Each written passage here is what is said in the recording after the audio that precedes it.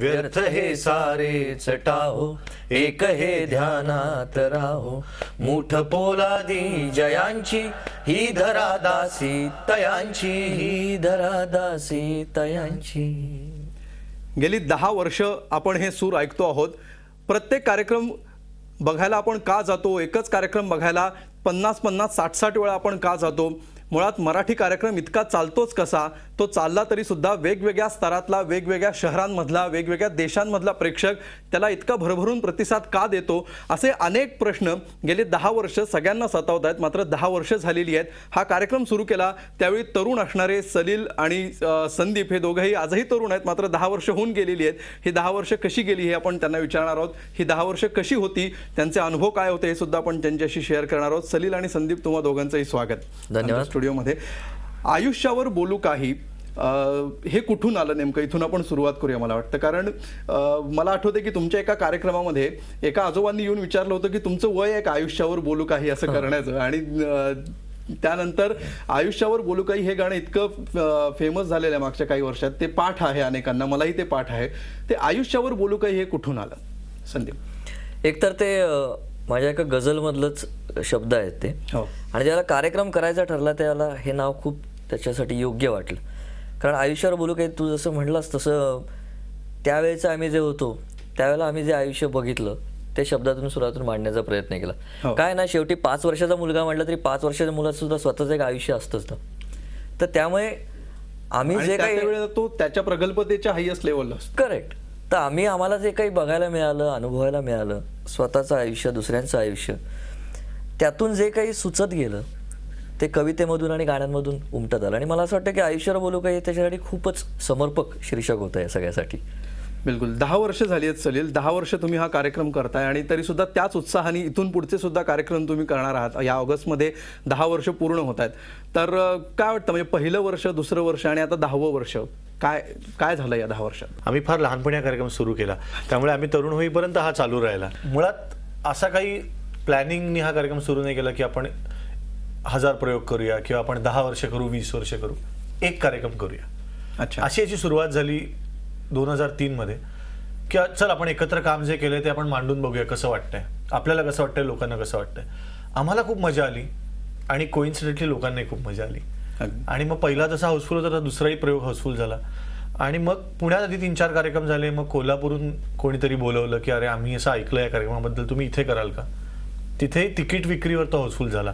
म्हणजे खरं तर हा कार्यक्रम 10 वर्ष झाला याचं श्रेय 49% आमचं आणि 51% महाराष्ट्रातल्या रसिकांचं आहे. आमच्यापेक्षा हा कार्यक्रम लोकांनी 10 वर्ष रंगवला. आपण एखादी मैफिल रंगवणं म्हणतो, ही मैफिल आपल्या रसिक प्रेक्षकांनी जास्त रंगवली. बिलकुल.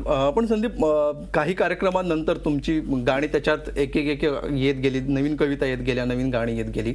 पण तुमच्यासाठी आज एक कार्यक्रम केल्यानंतर पुढचा कार्यक्रम करण्यासाठी अशी कुठली गोष्ट आहे की जी उत्साह घेऊन येते, की उद्या पण आपल्याला तेच करायचंय, पण तरी पण तो उत्साह आहे? खरं बघा, जे प्रेक्षकांचं कारण आहे ना तेच आमचं आहे. की आम्हाला सुद्धा उत्सुकता असते की पुढच्या प्रयोगामध्ये नक्की कसा प्रयोग होईल, काय म्हणावं असं वाटेल. कारण कुठल्याही, म्हणजे आमच्या कुठल्याही प्रयोगामध्ये गाण्यांची, कवितांची ठरलेली लिस्ट नसतेच. त्यावेळेला जे डोक्यात येईल गाणं, त्यावेळेला जी कविता डोक्यात येईल, आणि त्या अनुषंगाने जो एक फ्लो येतो कार्यक्रमाला, ही खरं तर ब्युटी आहे त्या कार्यक्रमाची.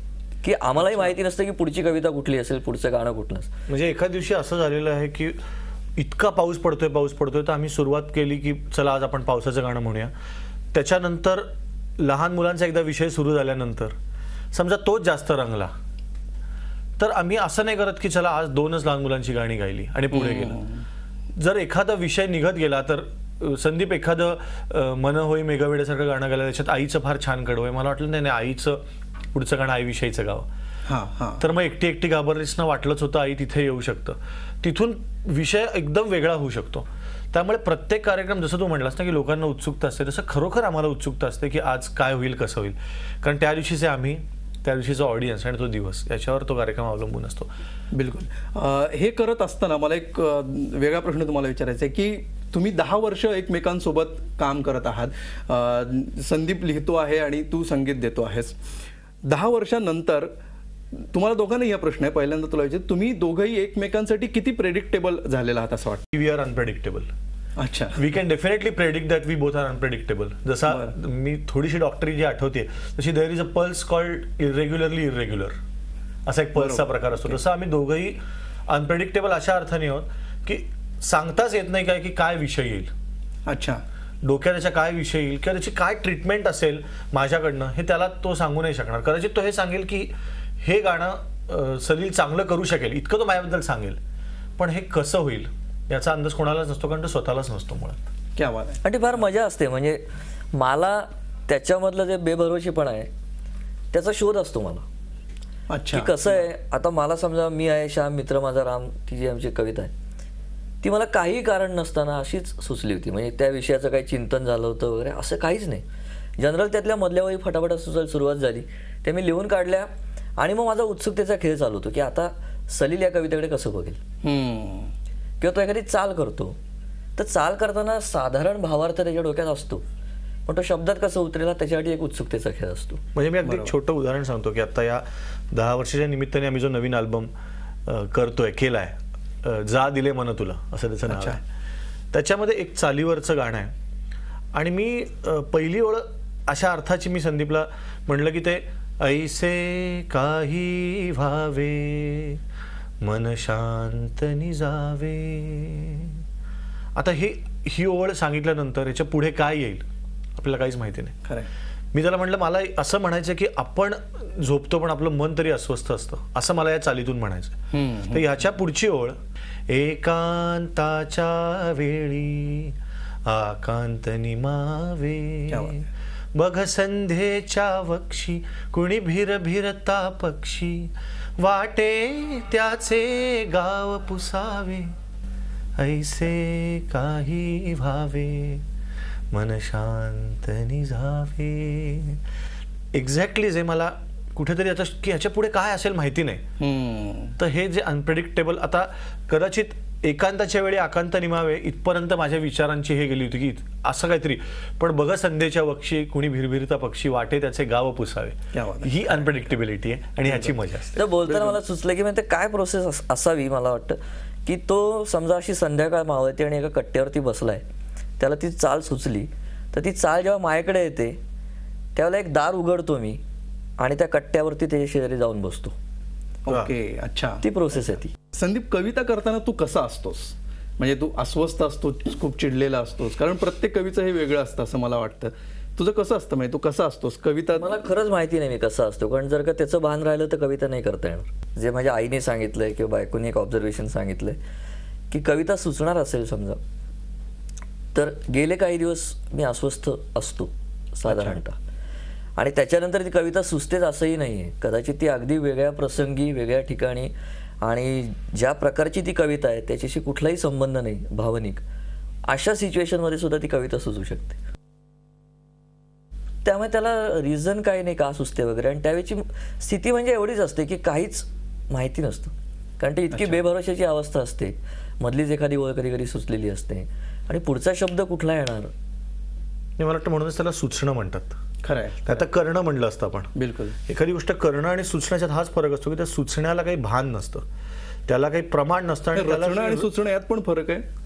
नक्कीच असतं. कधी कधी असं असतं, म्हणजे शांताबाई एकदा माझ्याशी गप्पा मारताना इतकं छान बोलल्या होत्या की सुचल्यानंतर तुम्ही ज्या क्षणाला ती कल्पना कागदावर लिहावी हा विचार करता तिथपासून रचना सुरू होते. क्या बात आहे. बिलकुल. तिथपासून क्राफ्टिंग सुरू होतं. तुझं कसं असतं, म्हणजे संगीत एखाद्याला द्यायचं झालं तर तू कसा असतोस त्यावेळी? नाही, खरं सांगायचं ना तर ते असं बघणाऱ्याला असाच दिसतो मी नॉर्मल, की मी कमी बोलतोय असंही नाही. मला अगदी आठवतंय हे मी ज्या अल्बम विषयी बोललो, जा दिले मन तुला, अत्यंत म्हणलं तर रोमॅन्टिक गाणं आहे. म्हणलं तर त्याच्यामध्ये ॲरोगन्स आहे की जा जा जा दिले दिले मन तुला कर त्याचे तू काही काही दिले दान पुन्हा घेणे माझ्या स्वभावात नाही जा.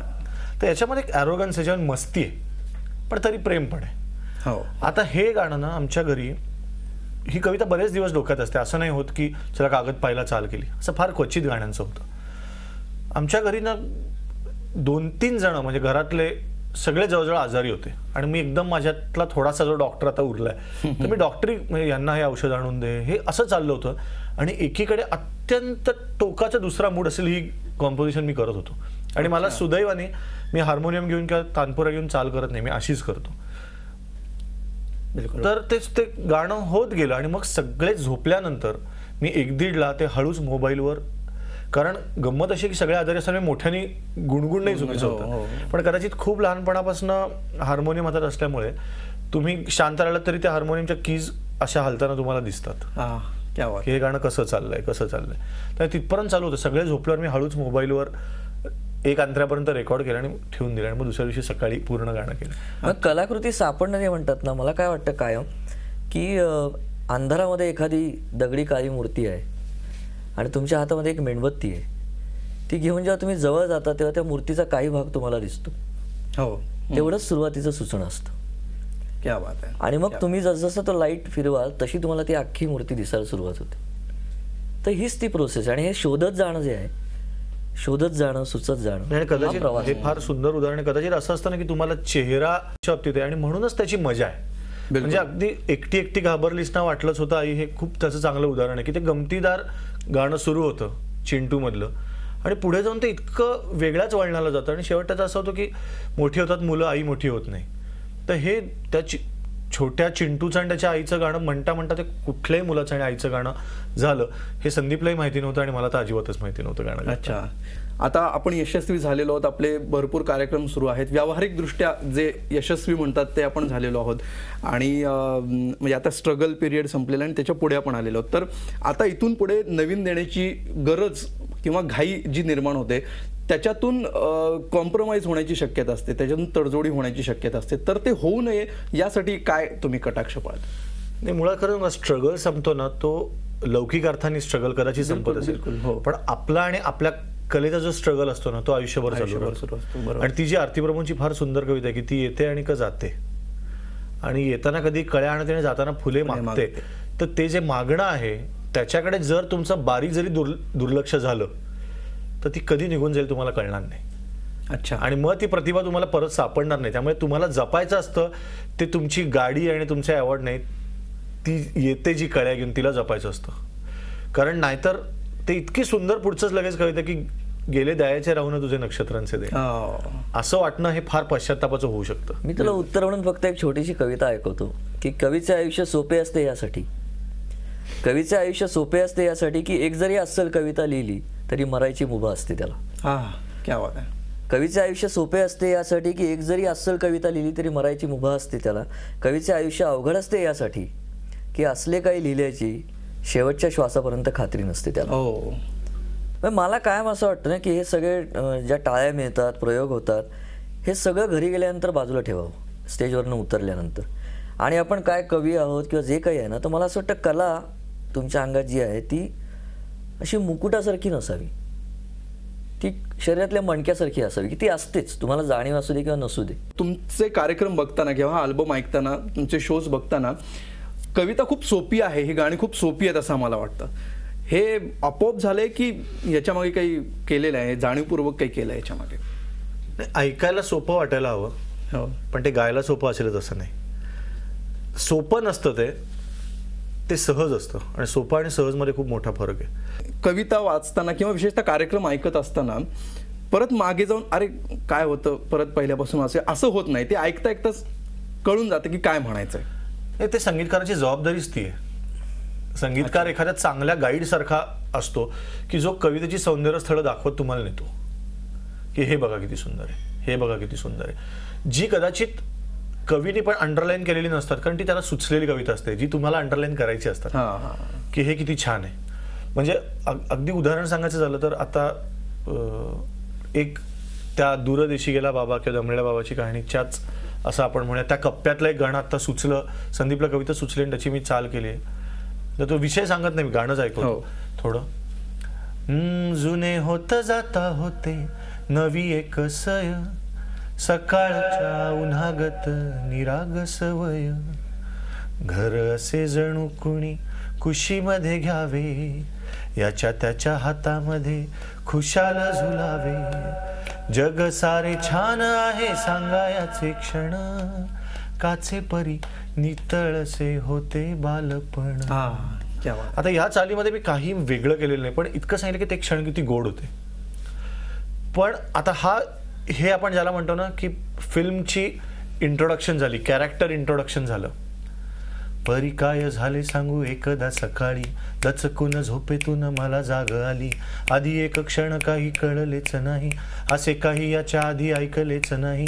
गडाडावा ढग तसा आवाज बाबाचा, रडताना फुटणारा हुंदका आईचा.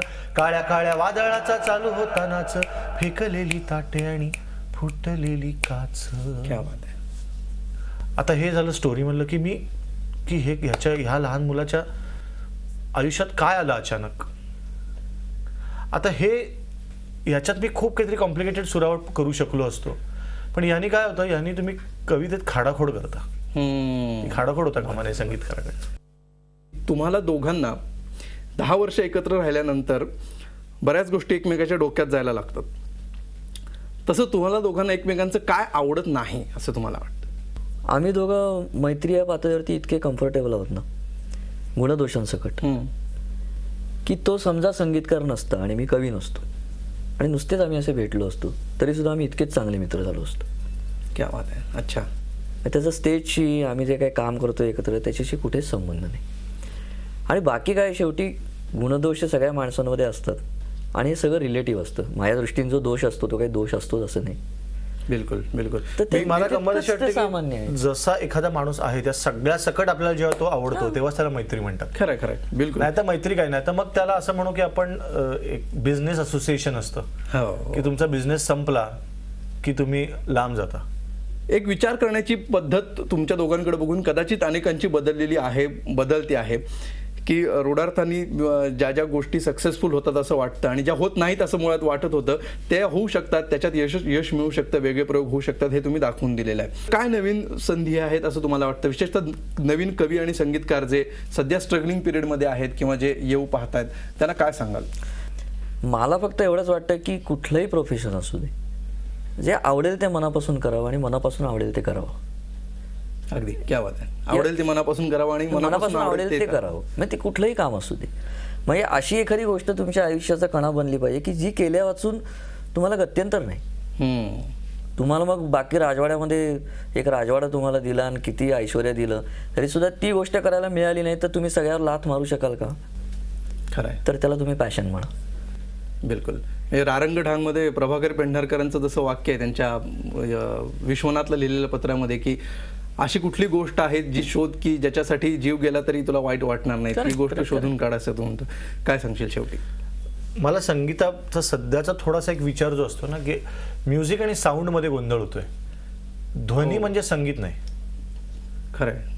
ध्वनीच्या मागे जास्त आता वाटतं की अरे असा साऊंड करूया की तो मांडवात असा वाजेल. कदाचित असं होतं ना की मांडवात लोक नाचतीलही पण घरी जाताना गाणं घेऊन जात नाहीत, गाणं मांडवात राहतं. क्या बात आहे. क्या बात. असं व्हायला नको.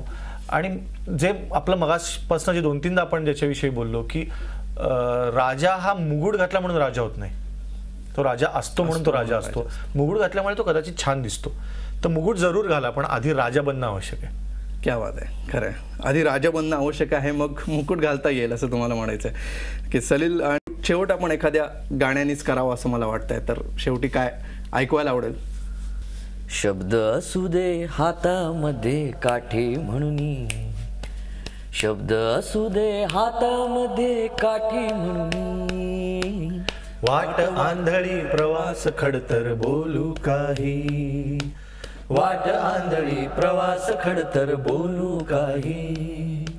चला दोस्त हो आयुष्यावर बोलू काही. जरा चुकीचे जरा बरोबर बोलू काही. चला दोस्त हो आयुष्यावर बोलू काही. झी 24 तास एक पाऊल पुढे.